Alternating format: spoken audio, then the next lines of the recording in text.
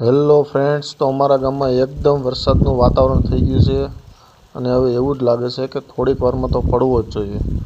જોકે આમ તો ઝરમર ચાલુ થઈ જ ગયો છે, પણ થોડીક વારમાં તો બહુ ફાસ્ટ આવશે એવું લાગે છે. તો મિત્રો જોઈએ હવે મારું કામ. હું આવી ગયો છું સુરત ગામડેથી અને જોઈએ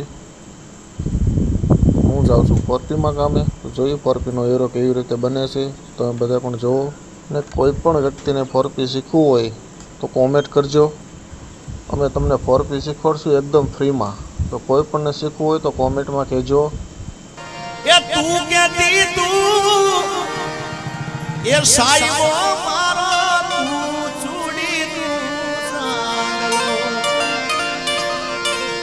અને હું ધડક હેલવાની ડા મારી ભૂલોની ભૂલનારી રે